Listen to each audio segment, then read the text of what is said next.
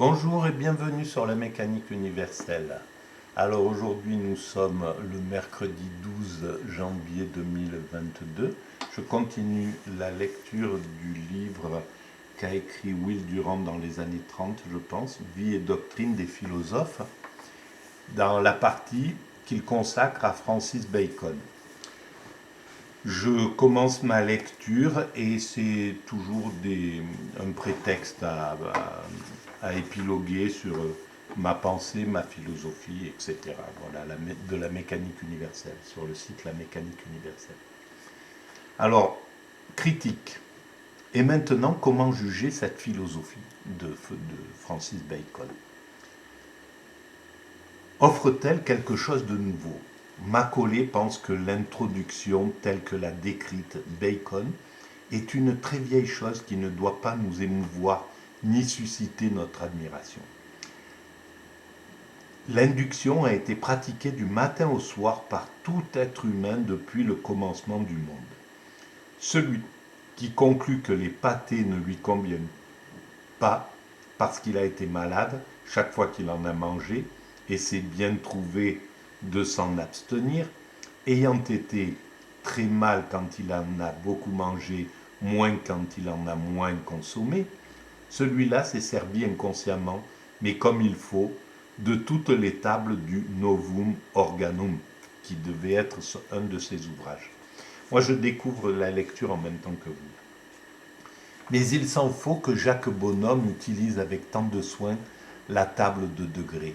Et il continuera probablement à manger ses pâtés malgré les troubles sismiques de ses entrailles. Et même si Jacques Bonhomme était aussi sage, cela n'enlèverait rien au mérite de Bacon. Quel est en effet le rôle de la logique sinon de formuler l'expérience et les méthodes du sage? Quel est le but de toute discipline sinon de transformer par des règles l'art de quelques-uns en une science accessible à tous? Mais la formule appartient-elle à Francis Bacon? La méthode socratique n'est-elle pas inductive? La biologie d'Aristote n'est-elle pas inductive? Roger Bacon n'a-t-il point pratiqué autant que prôner la méthode inductive que Francis Bacon n'a fait que prêcher? Galilée n'a-t-il pas mieux formulé la méthode que la science a suivie en fait? Cela est vrai pour Roger Bacon, moins vrai pour Galilée, encore moins pour Aristote et très peu pour Socrate. Galilée a indiqué le but plutôt que la méthode de la science, en proposant comme idéal à ses successeurs la formulation mathématique et quantitative de toute expérience et de tout rapport. Aristote a pratiqué l'induction quand il ne pouvait faire autrement, et quand la matière ne se prêtait pas à la méthode qu'il affectait. La déduction de conclusions spécifiques à partir d'hypothèses très générales. Et quant à Socrate, ce n'est pas tant à l'induction qu'il s'appliqua, au recueil des données qu'à l'analyse, à la définition et à la distinction des mots et des idées. Bacon ne prétend point à une originalité parthénogénique. Comme Shakespeare, il prend partout son bien en grand seigneur et son excuse est la même. Il embellit tout ce qu'il touche. Tout homme a ses sources, de même que tout organisme a son aliment. Ce qui est sien, c'est la façon dont il digère la substance qu'il emprunte et la transformation en chair et en sang. Comme le dit Rowley, Bacon n'a méprisé les observations de personne. Toute chandelle lui servait à allumer sa torche. Mais Bacon reconnaît cet emprunt. Il fait allusion à cette utile méthode d'Hippocrate, nous ramenant ainsi directement à la source même de la logique inductive chez les Grecs. Platon, écrit-il, moins exactement Socrate, donne l'exemple de la recherche par induction et par examen des cas particuliers, quoique de façon si distraite que cette méthode n'a plus ni force ni efficacité. Il aurait dédaigné de contester ses obligations à ses prédécesseurs et nous devons dédaigner de les exagérer. Mais la méthode de Bacon est-elle correcte? Est-ce la méthode que la science moderne utilise avec le plus de succès? Non. En général, ce qui a été le plus profitable pour la science, ce n'est pas l'accumulation des données, histoire naturelle, et leur classification d'après les tables compliquées du Novum Organum, mais la méthode plus simple qui procède par hypothèse, déduction et expérimentation. Ainsi, Darwin, après avoir lu l'essai de Malthus sur le principe de la population, eut l'idée d'appliquer à tous les organismes l'hypothèse malthusienne, d'après laquelle la population tend à s'accroître plus rapidement que les moyens de subsistance.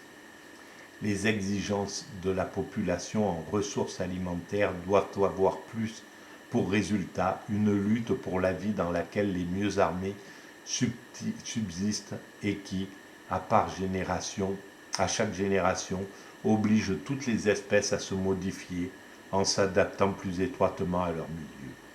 Et enfin, après avoir par hypothèse et la déduction circonscrit son problème et son champ d'observation, il se tourna vers la face sans ride de la nature et se livra pendant 20 ans à une patiente étude inductive des faits. De même, Einstein conçut ou emprunta à Newton l'hypothèse que la lumière se propage en ligne courbe, non en ligne droite. Il en conclut qu'une étoile qui paraît occuper telle position dans le ciel, d'après la théorie de la propagation en ligne droite, est en réalité un peu à côté de cette position. Puis il fit appel à l'expérience pour vérifier sa conclusion. Évidemment, le rôle de l'hypothèse et de l'imagination est plus grand que ne le supposait Bacon, et la méthode de la science est plus directe et plus simple que dans le schéma baconien. Bacon pressentit lui-même la surannation de sa méthode. La pratique de la science découvrait des procédés d'investigation plus parfaits que ceux qu'il pouvait tracer dans les intermèdes de la politique. Ces choses existent pour leur maturation plusieurs siècles, écrit-il. Même un admirateur de son génie doit avouer que le grand chancelier, tout en réglementant la science, ne prit point garde à la science de son temps. Il rejeta Copernic, ignora Kepler et Tycho Brahe.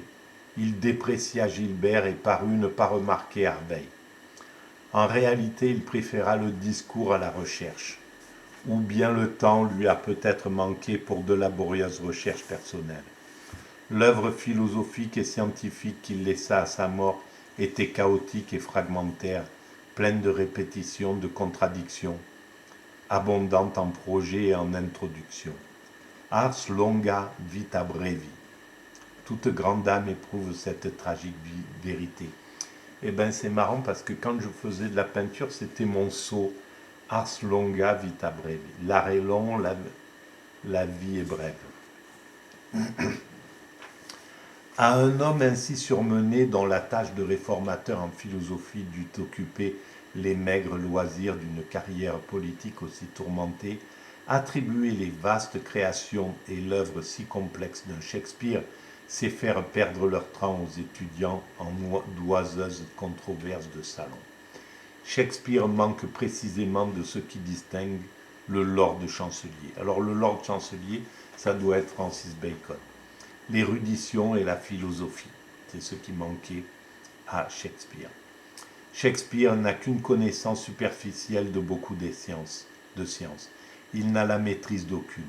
Il en parle toujours avec la grandiloquence d'un amateur. Il accepte l'astrologie, cet empire immense sur lequel glosent en secret les étoiles. Eh bien, je suis plus proche de Shakespeare, donc. À chaque instant, il commet des erreurs indignes du savant chancelier. Son Hector cite Aristote et son Coriolan fait allusion à Caton. Il prend les Lupercales pour une colline.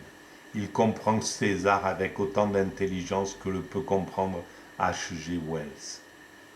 Il revient constamment sur ses années de jeunesse et sur ses déboires conjugaux. Il se permet des vulgarités, des obscénités, des calembours assez naturels chez l'aimable plaisant qui ne put faire oublier tout à fait le ripailleur de Stratford et le fils de Boucher, mais qui surprendrait chez le froid et calme philosophe Carlyle, chez le froid et calme philosophe. Carlyle appelle Shakespeare la plus grande des intelligences. Il fut plutôt la plus grande des imaginations et l'œil le plus aigu. C'est un psychologue auquel rien n'échappe, mais ce n'est pas un philosophe. Sa pensée n'est pas unifiée par le dessein d'améliorer sa vie et d'enrichir l'humanité. Ah, voilà.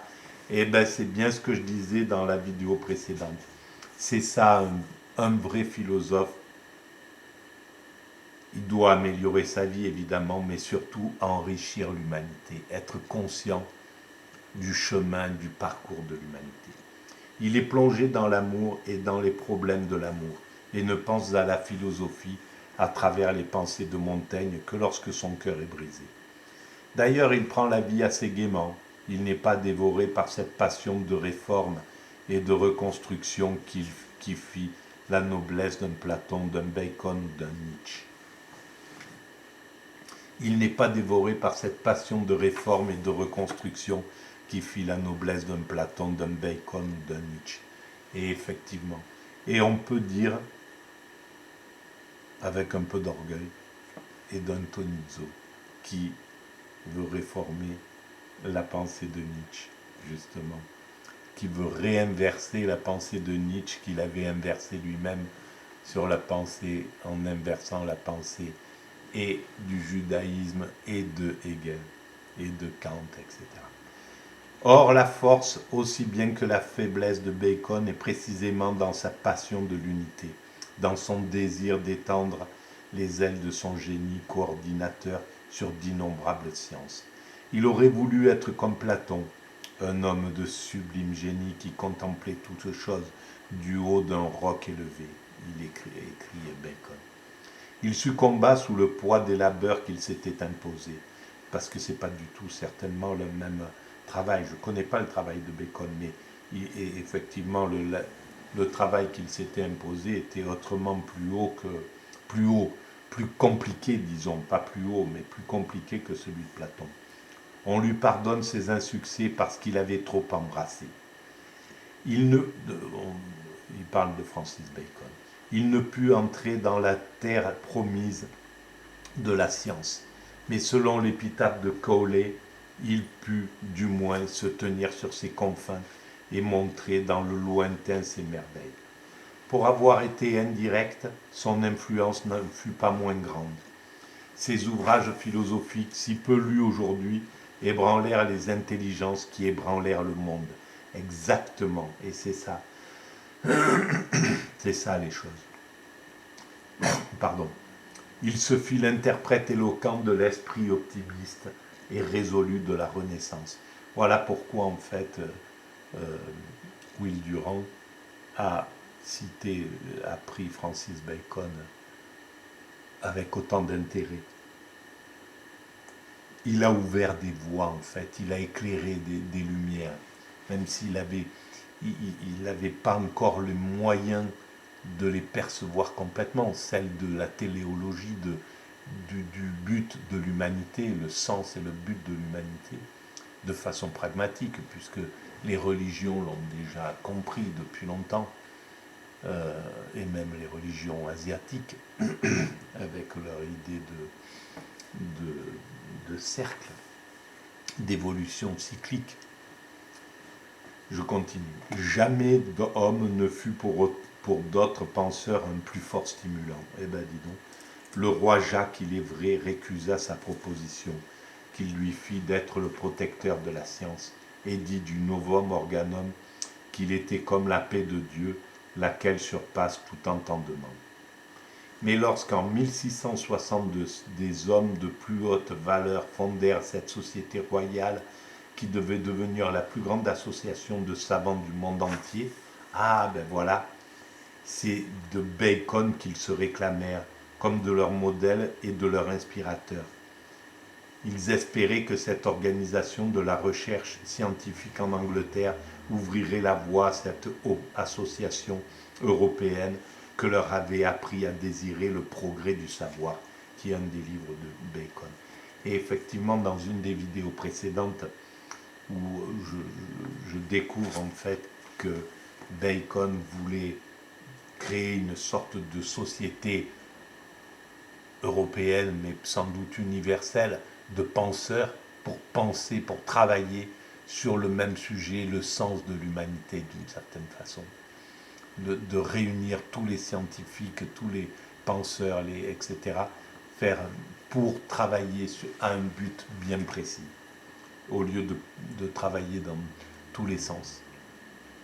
Et quand les grands esprits du siècle des Lumières conçurent ce chef-d'œuvre de collaboration intellectuelle, l'encyclopédie, ils le dédièrent à Francis Bacon. Ah, eh ben dis donc des Lumières, c'est Diderot, d'Alembert, etc.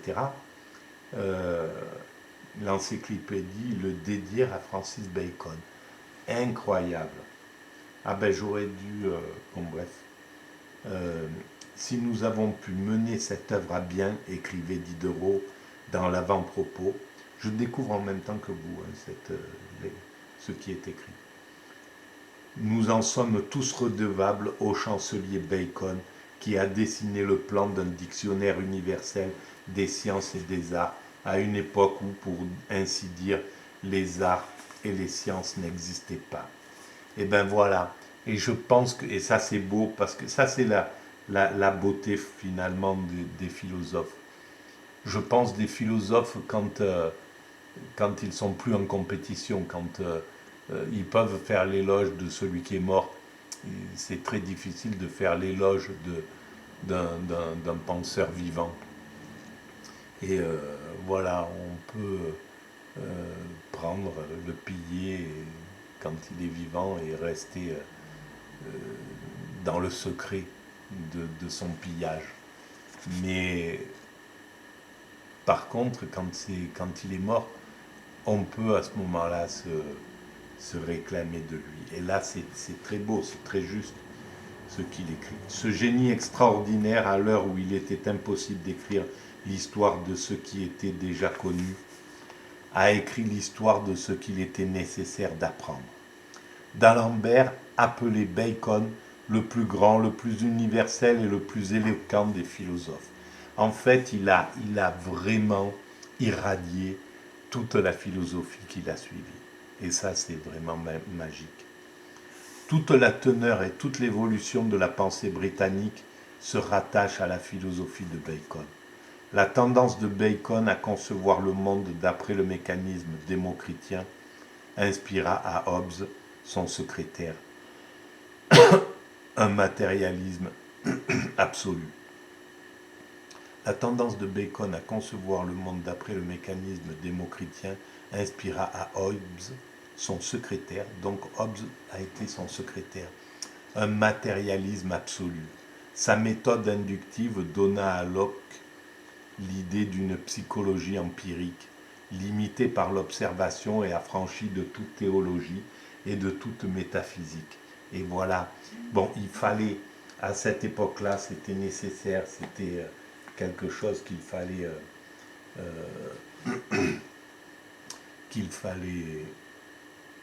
écarter, la métaphysique.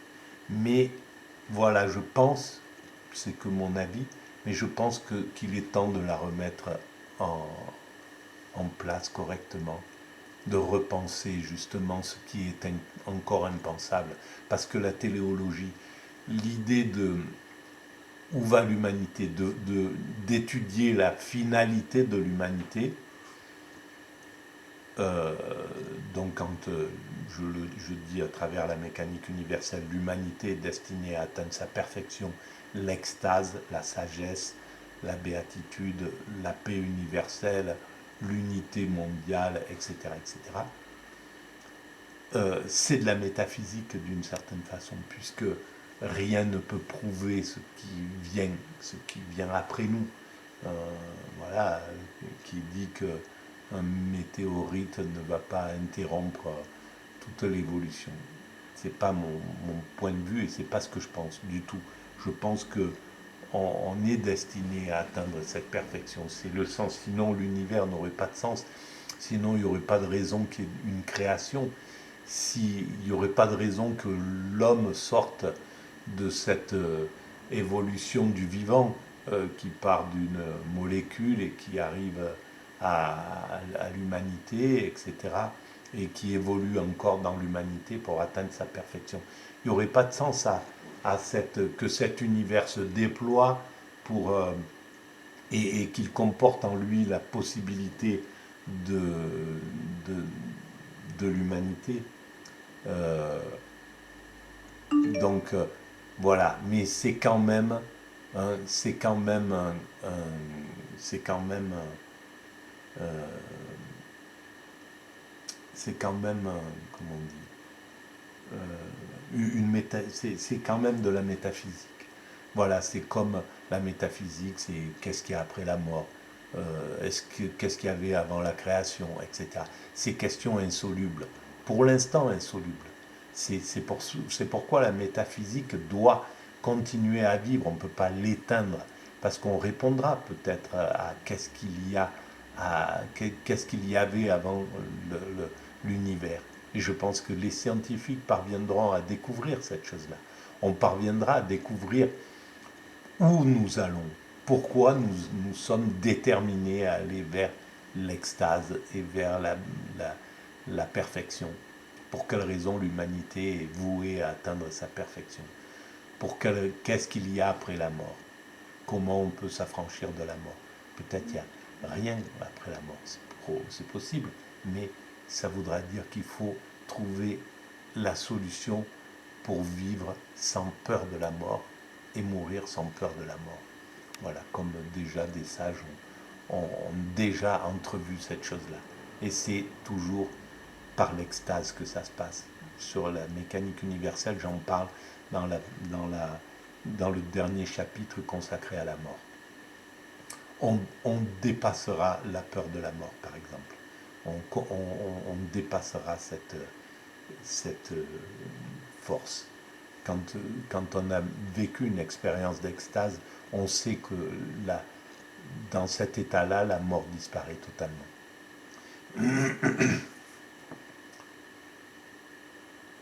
Donc,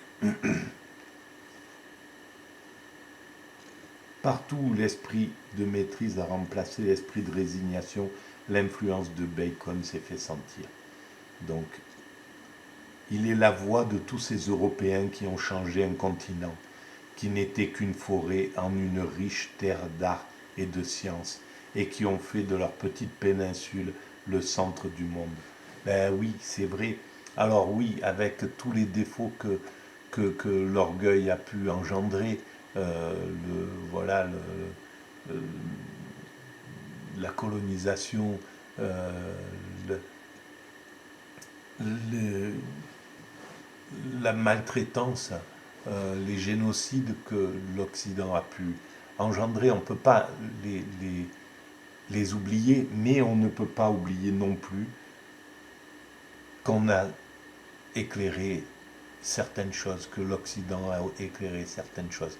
Donc il faut juste ramener la réalité. Il faut accepter de reconnaître ce qu'on n'aurait pas dû faire, même si à l'époque il n'y avait pas d'autres moyens. Il faut reconnaître nos torts et il faut reconnaître notre potentiel et nos qualités. Donc c'est très beau ce que dit Will Durant, parce que c'est Will Durant qui écrit ça. Il est la voix de tous ces Européens qui ont changé un continent qui n'était qu'une forêt en une riche terre d'art et de science, et qui ont fait de leur petite péninsule le centre du monde. C'est vrai. Et il est en train de se déplacer, ce centre du monde. Parce que, voilà, c'est pas pour rien que l'Europe ne peut pas s'entendre d'une seule voix, qu'elle bataille tant que ça, qu'elle élit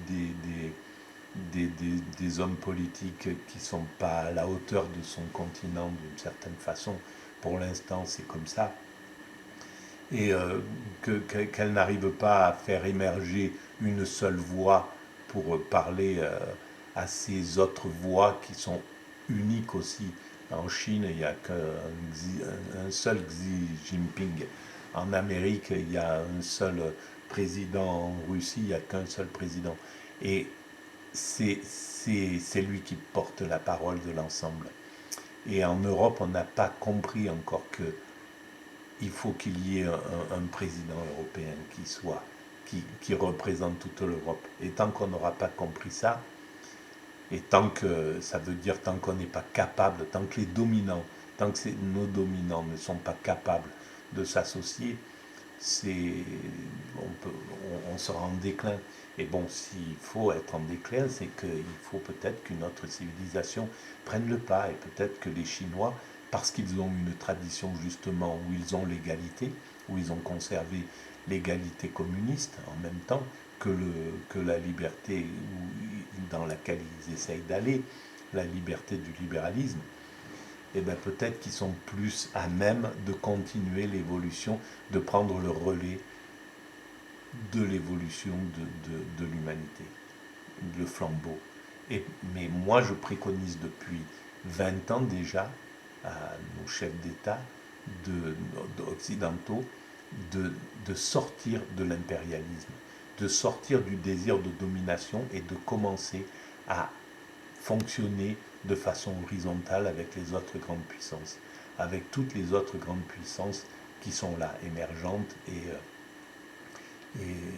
les aider à devenir des puissances pour évoluer à égalité, de partager le leadership. C'est la meilleure méthode pour ne pas être dominé. Voilà, parce que si on cherche à imposer encore l'autorité, eh ben, les prétendants, comme dans la nature, profitent de la fatigue du dominant et lorsqu'ils le renversent, ils ne cherchent pas à l'égalité. Voilà, ils imposent aussi leur propre vision. Voilà, ils ont envie de dominer à leur tour. Tandis que si on fait oublier, si on fait oublier à l'humanité le désir d'impérialisme, le désir de domination, si les USA et si l'Europe acceptent de partager ce leadership, on sera en paix. Voilà, c'est la solution à mon sens au problème. Les hommes ne sont pas des animaux debout, dit Bacon, mais des dieux immortels. Et il a raison, nous sommes sous cet angle-là. Le Créateur nous a donné des âmes égales à l'univers et qu'un monde pourtant ne saurait rassasier. Tout est possible à l'homme, le temps est jeune, donnez-nous quelques siècles et nous maîtriserons et referons toutes choses. Nous apprendrons peut-être enfin la plus belle des leçons. C'est que l'homme ne doit pas combattre l'homme, mais lutter seulement contre les obstacles qu'offre la nature au triomphe de l'homme. On fera bien, écrit Bacon dans une de ses plus belles pages, de distinguer dans l'homme 3 espèces, et comme 3 degrés d'ambition. La première espèce est celle d'hommes qui désirent étendre leur puissance dans leur propre pays. C'est là une espèce vulgaire et dégénérée. La seconde est l'ambition de ceux qui travaillent à accroître dans l'humanité la puissance et l'empire de leur pays. Il y a là plus de dignité, mais non moins de convoitise. Mais si un homme s'efforce d'établir et d'étendre la puissance et l'empire de la race humaine sur l'univers, son ambition est sans doute chose plus saine et plus noble à la fois que les 2 autres. Voilà, je vais arrêter là parce que je vais le reprendre dans la prochaine vidéo parce que c'est trop important, mais c'est tellement beau ce que dit Bacon et on voit à quel point il était d'une avant-garde redoutable. Ce cher Bacon. Eh ben oui. Et quand on aime la philosophie, on a un amour considérable pour tous ces traceurs-là, pour ces découvreurs, ces types qui passent dans la forêt vierge avec une machette et qui tracent les routes comme ça pour l'humanité. Voilà. Même s'il y a plein de choses à dire, évidemment, le temps passe, comme on aura des choses à dire quelques années sur nous. Hein. Ça sera la même chose, évidemment. Voilà, dans un siècle, on contestera notre façon de voir les choses actuelles, évidemment. Et c'est très bien, c'est comme ça que se fait l'humanité. C'est pour ça qu'il faut accepter de l'aimer telle qu'elle est plutôt que de la désirer à nos convenances. Merci, à très bientôt.